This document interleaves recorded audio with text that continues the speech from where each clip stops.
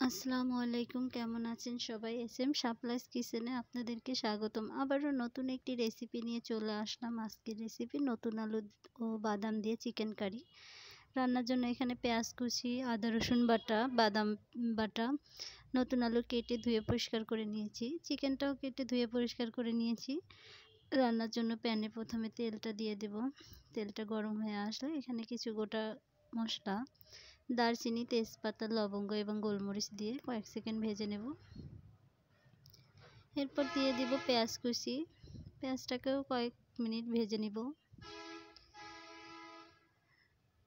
পেঁয়াজটা একটু হালকা ভাজা হয়ে গেলে এর মধ্যে দিয়ে দেব আদা রসুন পেস্ট। আদা রসুনের পেস্টটা দিয়ে একটু নেড়ে চেড়ে নেব।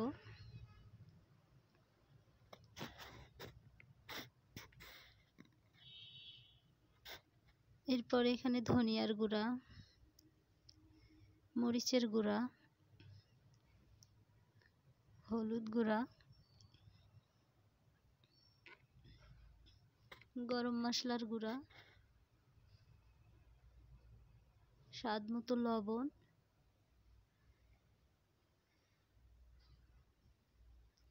সামান্য পানি দিয়ে মশলাটাকে একটু কষিয়ে নেব।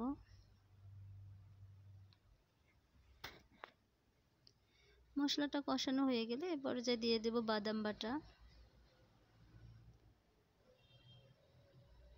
বাদামের পেস্টটা দিয়ে আবারও কিছুক্ষণ কষিয়ে নেব।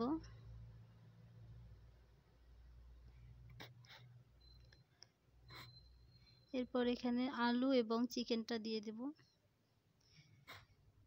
মশলার সাথে আলু এবং চিকেনটা খুব ভালো করে কষাবো একটু সময় নিয়ে।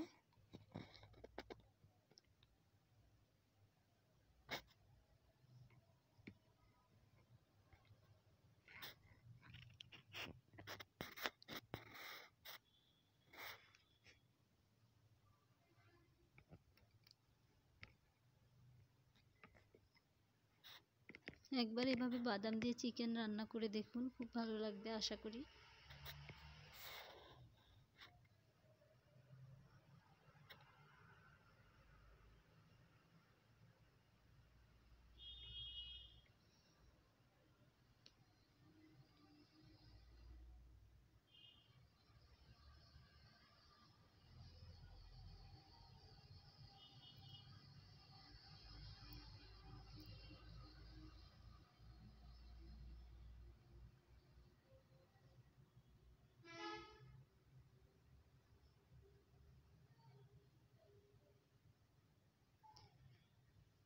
চিকেনটাকে প্রায় আমি 7 থেকে 10 মিনিট কষিয়ে নিলাম। এরপর দিয়ে দিব ঝোলের জন্য পানি।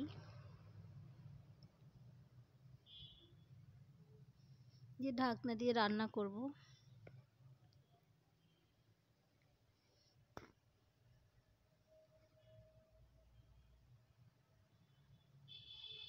এরপরে এখানে আস্ত কাঁচামরিচ দিয়ে দিব।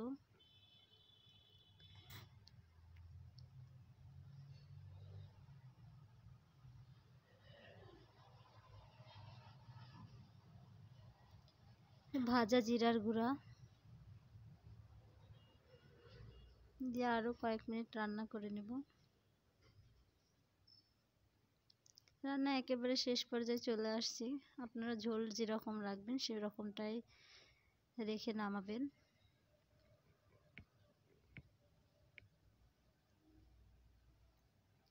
ভিডিওটা ভালো লাগলে অবশ্যই লাইক, কমেন্ট, শেয়ার করে পাশে থাকবেন।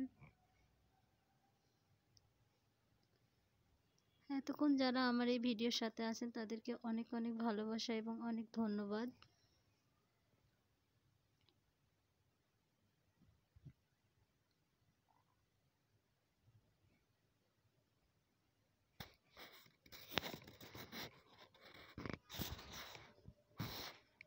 সবাই ভালো থাকবেন, সুস্থ থাকবেন। আজকের মতো এখানেই শেষ করলাম। আল্লাহ হাফেজ।